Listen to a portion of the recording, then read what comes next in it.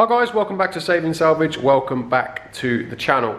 In today's video we are back on the A3 and we are hopefully going to get it running up to temperature and then we'll take it out for a road test. I have just been to my local parts store to buy the coolant hose that I broke and also a CV boot kit as well. So in today's video guys, we'll be fitting those, get the engine up to temperature and taking it out for a road test, and hopefully everything is okay with the car. Really hoping the four-wheel drive works on this, because you guys remember from my 3.2 Quattro, the rear wheel drive or the rear axle didn't work, and that was because the front diff was mangled. So I'm hoping this one is okay. Who knows, but we'll see, hopefully on a road test. Those of you that are saying about you need to clean the engine bay and all this and everything, don't forget this car was a non-runner when I bought it in. I can't just start pushing it around everywhere to get a jet wash to it. And also there's a lot of oil everywhere. I can't jet wash oil off in the yard, it'll just leave oil everywhere. So I need to go to a proper jet wash place where I can wash oil off the engine. So here is the little coolant hose that I snapped off, and there you can see I've also just got a bit of plastic stuck in the end of it as well, so I'm going to have to try and remove that clip, screw a little screw in there, and hopefully that'll just pull out okay. So what we're going to do now is, first thing is just replace that hose, and then we can pressurise, well not pressurise, but we can top up the cooling system and then run the car up to temperature. And what I'll do is I'll just I'm not going to put everything back together yet, because obviously there's a few things I need to check. So I am just going to put the airbox, just rest it on the top for the minute, clip it in, and then run the car up to temperature and just check for faults and just make sure it is all okay. I can't actually find my hose pliers at the minute, so I'm going to have to use some normal pliers. Don't know where they've disappeared to.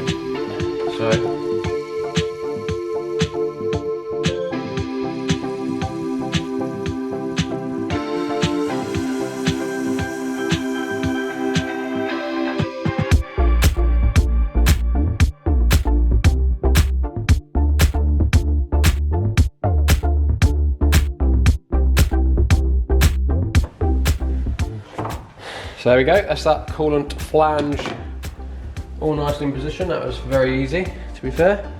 I've just tidied up a few brackets around here, put some hoses back on, put the hose clips back on the coolant pipe, so we're all good to start. The only thing I've got to do now quickly is just check the engine oil level.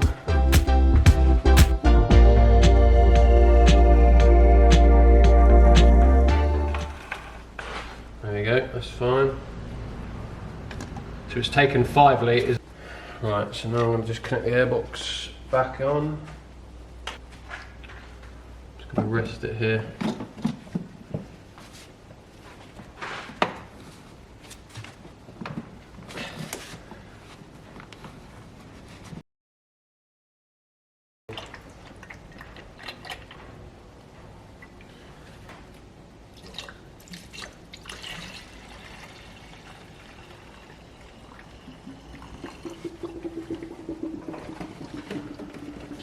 Right, I'll start her up.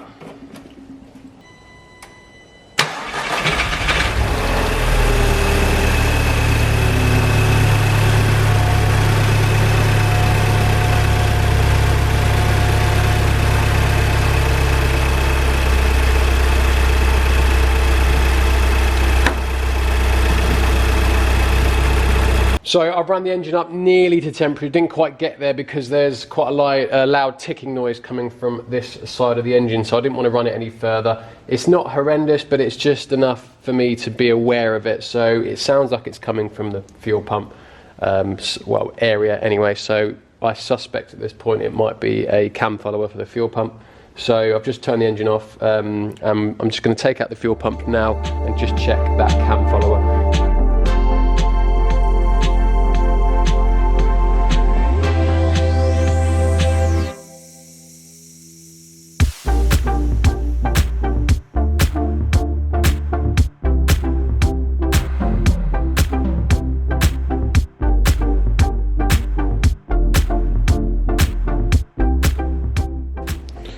So I've just popped out the cam follower, and actually this one is fine. It's got a little bit of wear in the middle, but that's acceptable. I've just had a look at a diagram online which shows the different stages of the cam follower going, and this is in the fine, safe stage. So that's absolutely fine. So that's obviously not that, that's the noise, so that can go back in. So after just taking the cam follower out and put it back in again, it's not tapping nowhere near as loud as it was before. I mean, it's still doing it, but there is acceptable levels of tap. And at the minute, it's fine. It sounds absolutely spot on at the minute, so not really sure what that's about. But it's up to temperature now anyway, so what I'm going to do is just going to turn it off, because we're going to go over to the bench and we're going to do the drive shaft, the CV, outer CV boot. Got the drive shaft out. So as you can see the problem here, completely split, which is an MOT fail. So all we've got to do is remove this.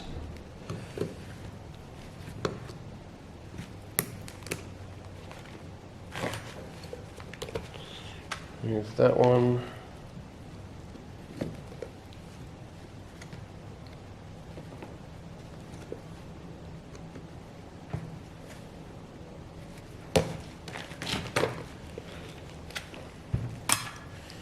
Probably easy just to cut this off. That's been like that for God knows how long. What we want to do is hopefully this will just knock off.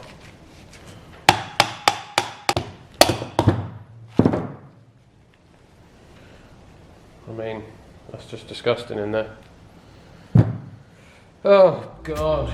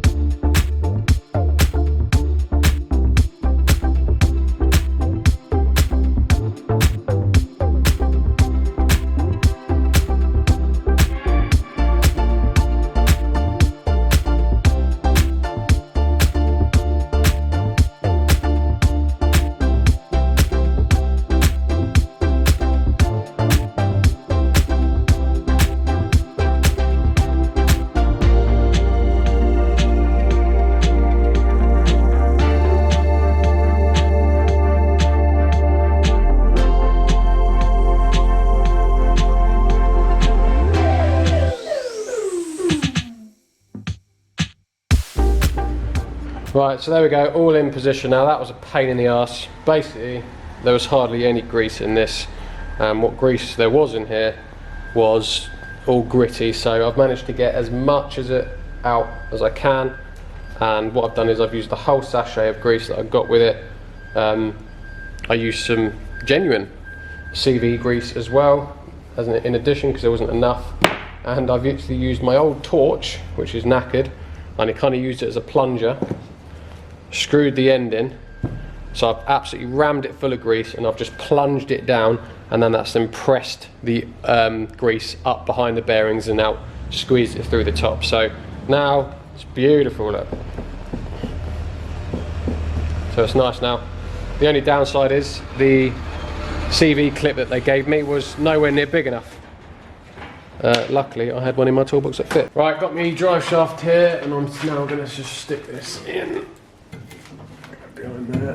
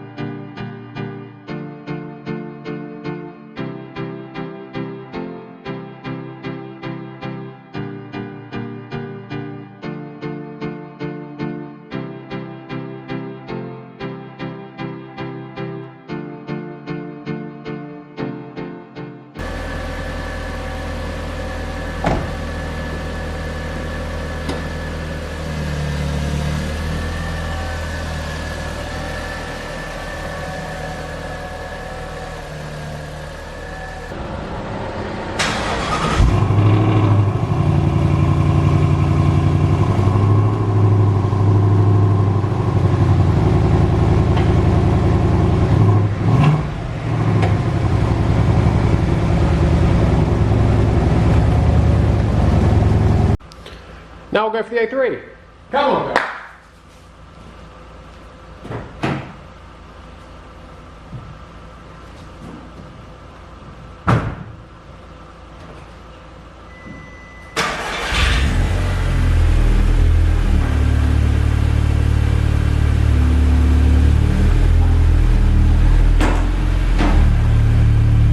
Right, just got out for a road test, so we're going to go for our first road test, and while I'm at it, I'm going to take it down to a local jet wash and try and jet wash as much of the crap off the car and around the engine bay as possible. But she's purring nicely. Look, she sounds pretty good to me. Right, got my face mask. Let's go for a little jolly.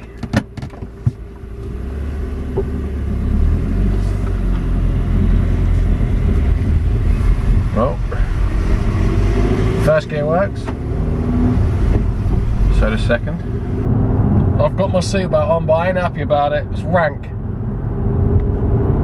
Oh, it stinks as well. It stinks of mould. Ugh. Okay, back to the car's sweet. Oh, that really stinks, this seatbelt.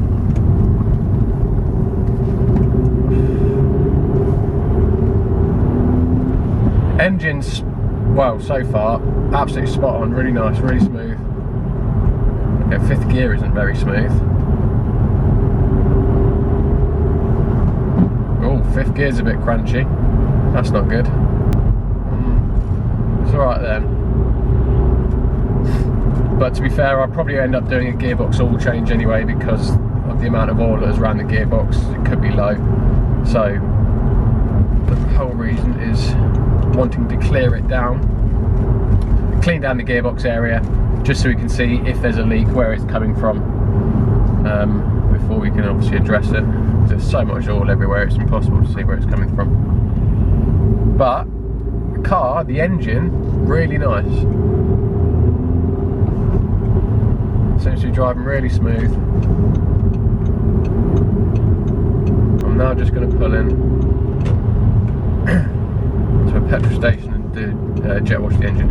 I'm not going to film it because it's timed, and obviously I don't want to spend half the time pissing around setting up the camera and miss half my jet washing time. So hopefully you'll see me back in a second with a nice clean engine. So I've just got back from a drive and I've just checked the codes. No warning lights on the dash or anything like that, everything's sweet. Just checked the codes, no codes at all. Actually sounds quite beefy, look. I'll give it a little rev.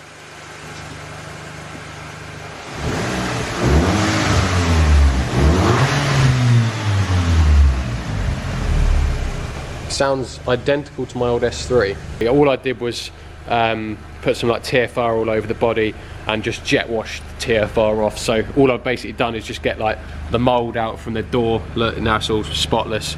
Basically just got rid of all the mould and all the leaves and stuff. Under the bonnet I've given a good clean as well. So although it's not perfect yet, because I can still obviously clean it up a little bit more, however, let me just knock off the engine. However, look, it is a lot nicer. No leaves, look at that. Beautiful. So I've also tried to clean the top of the gearbox, which I have done quite successfully. It's not perfect, however, look, it is fairly clean. It's a lot better than what it did look like, and it just looks like a normal car now. Nice and clean. So hopefully, if there is an oil leak from the gearbox, you should be able to see it now. So all this is all nice and clean now. Well, it's a lot better than it was anyway. It looks acceptable now. And although I didn't pull the engine cover completely off, I have had a bit of a clean up in here, and it just does look 100 times better. No oil residue or grease or anything like that now, and I've also cleaned down the back there as much as I can as well. So it's all looking good, nice and clean now. Looking underneath, it's a lot cleaner. Well, don't get me wrong, it is still a 14-year-old car, so it's still going to be a bit minging. However, it is a lot less oily. Not perfect, but it just looks like a normal car, a normal 14-year-old car now. So so happy with that. And as you can see, like, I managed to clean quite a lot of the oil off. Actually, I'm quite happy with how I've managed it. So what I'm going to do now is I've obviously driven the car a little bit. I can't see any noticeable leaks, so I'm not too sure at the moment where all this oil had come from. It could just have been a case of build up over the 15 years of its life of just oil coming out of the intercooler pipes or whatever. It could have been a previous issue, they just never washed it off, I don't know. But I can't see any leaks at all. So I am obviously a bit concerned about the gearbox. That fifth gear is a bit notchy, so this could be gear oil, I don't know. It doesn't smell like it, but it doesn't smell like engine oil either. There's not really got a smell to it. So what I'm going to do as a precautionary measure is I'm going to drain the gearbox oil and put new gearbox oil in it. There's a little bit of vertical movement in the engine and gearbox, so I'm just going to put a mount in there which basically just stiffens up the engine when you're changing gear, and that also might help fifth gear as well. Basically just stops the movement in the gearbox and engine. So I'm hoping the gearbox oil change and that mount will sort out fifth gear. I'm not holding my breath, it might not do, however it's not that bad. So I'm hoping just those two simple things are going to help that out completely. So before I head down to Audi in the morning to pick up some oil, I'm going to drain this one tonight so it's nice and drained ready in the morning. So I'm just going to undo this bung here. There's the fill up bung there as well. It's 2.3 litres according to Audi. So I'm going to drain this out now into one of the old oil bottles just to see how much we actually had in there, and then we'll know whether it is an issue or not.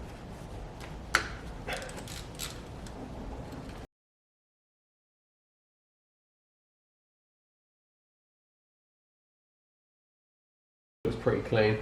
So my guess is it's probably just over the years oil that's come out the intercooler hose, or there could have been a blown hose, oil could have gone over it. The turbo could have gone in the past and had all sorts of issues. It could have been, but I don't think it was gearbox oil. Well, certainly weren't this gearbox oil anyway, because that was, we've had more than enough in there. It's not got bits in or anything, so probably just wasted 80 quid. So I've got my genuine gear oil here. Very expensive, £40 a litre, and this is the correct gear oil for this car. It says high performance gear oil. £40 a litre is ridiculous, so I've had to spend obviously 40 times 3, £120 on gearbox oil. So I really hope that this fixes the problem, because otherwise that is a lot of money. I mean, if I'm honest, if I'd have known it had been 120 quid, I'd have probably not bothered.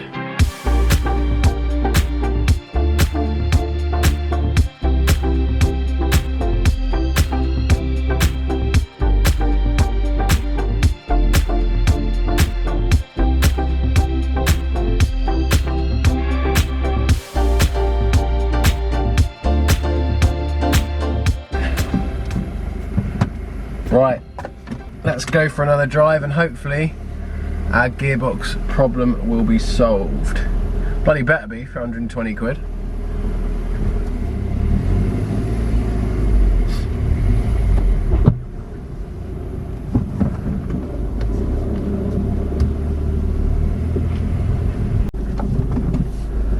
Right guys, I've just had to pull over. I haven't even got as far as going on the road test. I just went up the drive and I was getting hesitant. When I was boosting, it was stuttering quite badly, so I only does it under boost.